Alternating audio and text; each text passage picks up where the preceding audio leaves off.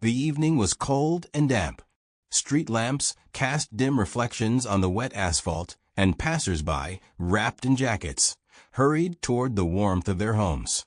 Chuck Norris walked along the quiet street, holding his hood to protect his face from the biting wind. He had just returned from training when he noticed a figure sitting on the sidewalk, leaning against the wall near a small clothes shop. "Excuse me, got a couple of dollars?" came a raspy voice. Chuck stopped. In front of him sat a man, around 40, with deep wrinkles on his face and a faded old sweater that barely covered his skinny body.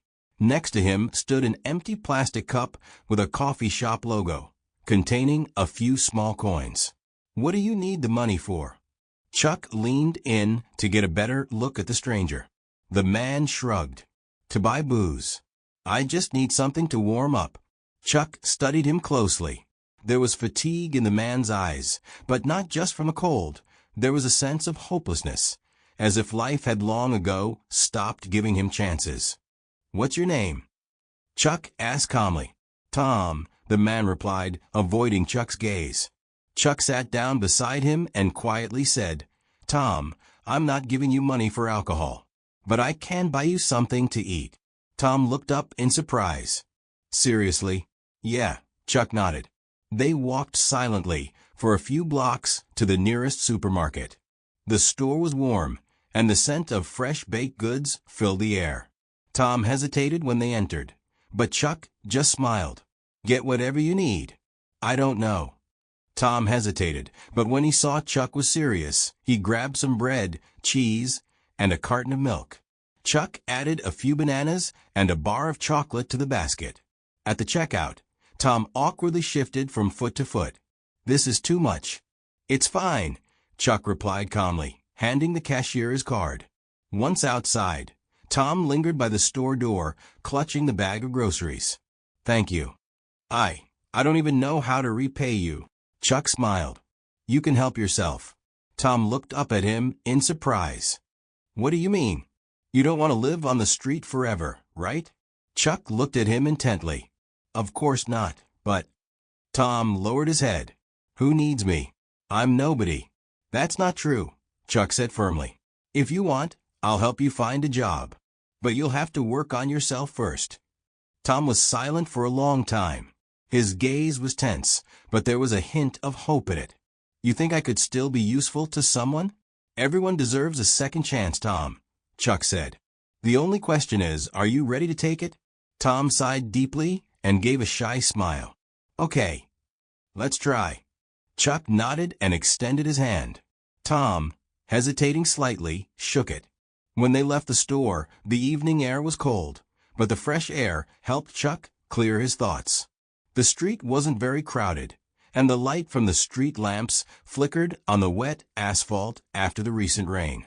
The homeless man, whose name Chuck still hadn't asked, walked silently beside him, pressing the grocery bags to his chest.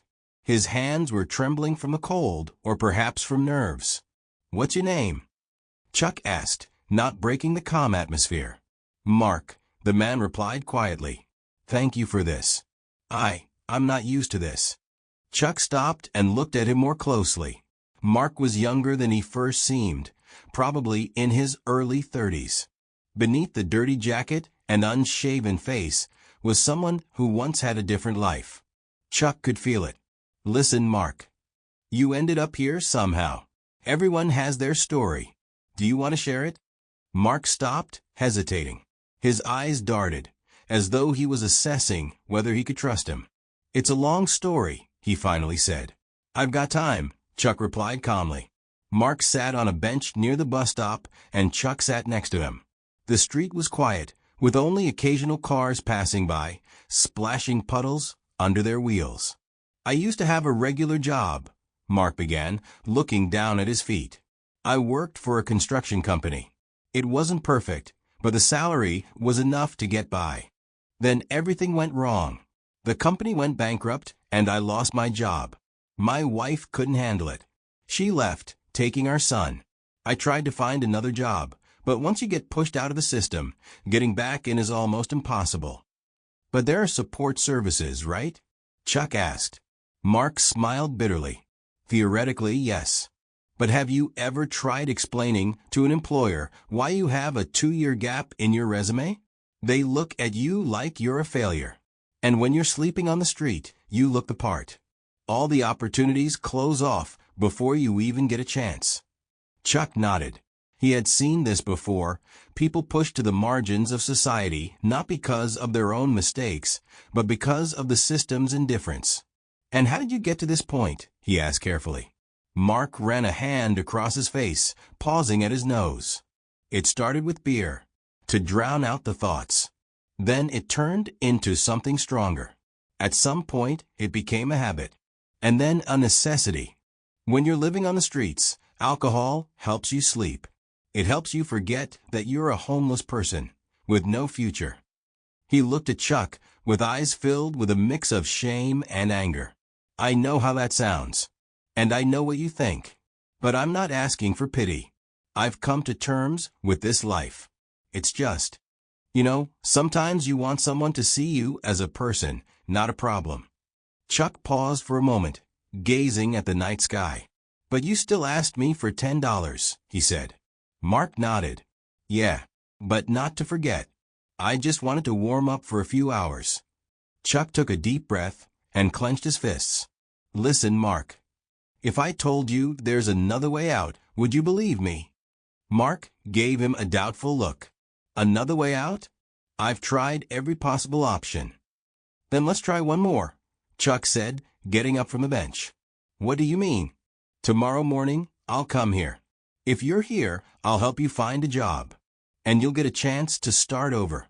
What if I don't show up?" "Then it will be your choice," Chuck answered. "But know this, I see more in you than just a homeless man with bad habits. And if you're ready to see the same in yourself, I'll be here tomorrow morning." Mark lowered his eyes again.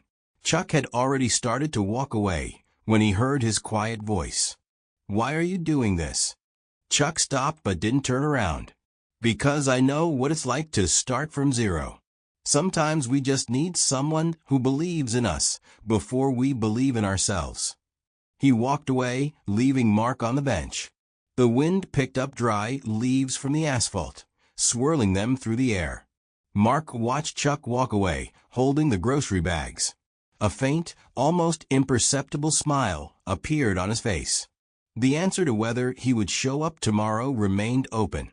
But inside Mark, something new had appeared, a faint, almost imperceptible spark of hope. The next morning was cold and gloomy. The gray sky loomed over the city, and the cold wind pierced through everything. Chuck stood by the bus stop, hands in his jacket pockets, looking at the empty street. His watch read 8:05 a.m. He had said he would wait until 8. Chuck was about to leave when he saw a figure at the end of the street.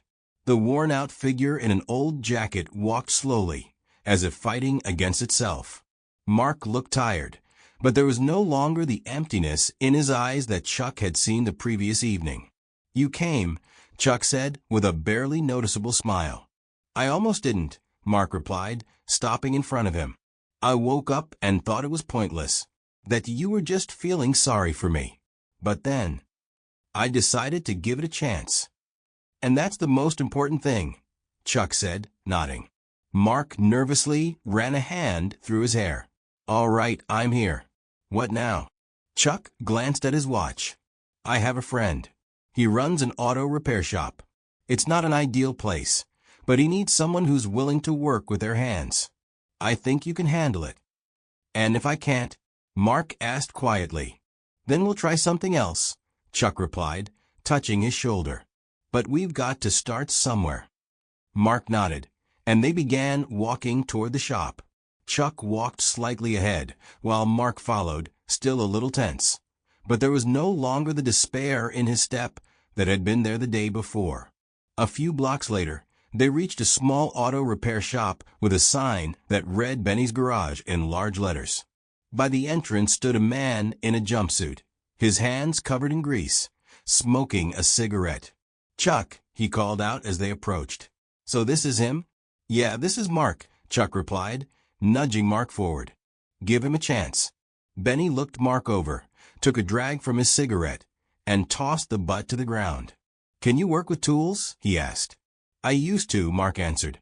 "Well, you'll pick it up quickly here. Come on in. Let's see what you can do."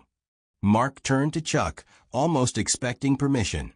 "Go ahead," Chuck said. "I'll wait here."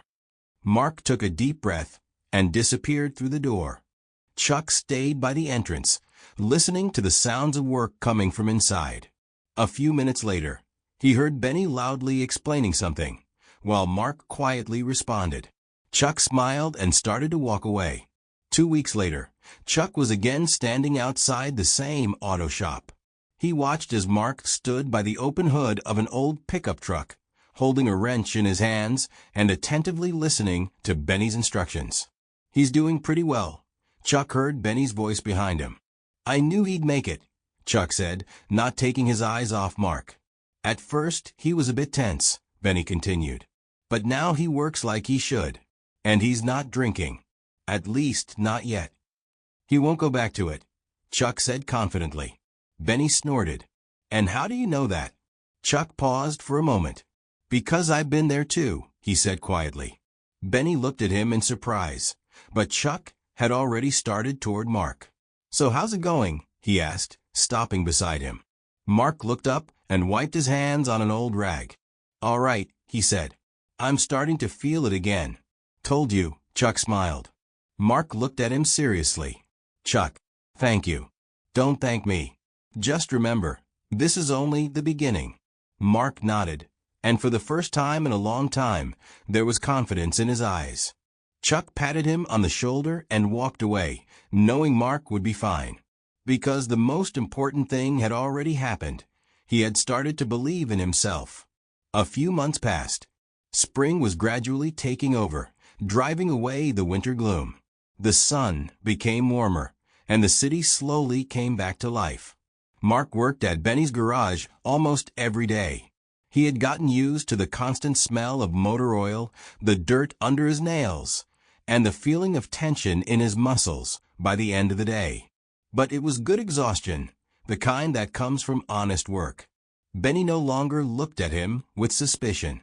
They began to communicate as partners, sometimes even as friends. One day, Mark arrived earlier than usual and found Benny in his office, going through old papers. "Been here long?" Benny asked, tossing the documents on the table. "I wanted to get a little work done in the morning," Mark replied, shrugging. Benny looked at him closely. "Honestly, I didn't think you'd last this long," he said. "Neither did I," Mark answered, but there was no doubt in his voice. Benny nodded. "But you're holding on. That's good." They stood silently for a few seconds before Benny spoke again. "Listen, we're about to get a big order. We need to prepare 3 cars for a construction company. If we manage, it'll be a big step forward. Can I count on you?" Mark didn't hesitate. "Yes, you can." That evening, Mark stood in the backyard of the garage, smoking a cigarette and looking at the dark sky. He heard footsteps behind him, a familiar, slow rhythm. "Chuck," he smiled without turning around. "How'd you guess?" came the voice. "I can tell when you're near," Mark said. Chuck stepped closer, stood next to him, and looked at the sky. "How's it going here?" he asked. "Fine. Benny trusts me more now. He even lets me handle the orders on my own." "And you don't want to quit?" "No, not anymore." Chuck nodded and was quiet for a moment. "It's been a long road, Mark. But you made it." Mark took a drag from his cigarette, then dropped the butt on the ground and crushed it with the toe of his boot. "This is just the beginning, right?" he said. Chuck smiled. "Exactly." They stood in silence for a few more minutes. For the first time in a long time, Mark felt like he was where he belonged, and that he wasn't alone anymore. "You know, I thought I'd never get out of that hole," Mark said quietly. "I used to think the same," Chuck replied. Mark looked at him, trying to see the answers in his eyes, but instead, he only saw understanding. "Will you ever tell me how you got out?" Chuck smiled faintly. "Maybe. Someday." Mark nodded. "I'm staying here, Chuck." "I know," Chuck said. "And I'm proud of you." They stood in silence for a few more minutes before Chuck walked away. Mark stayed, looking into the darkness, and for the first time in a long while, he didn't feel like tomorrow was such a scary thing.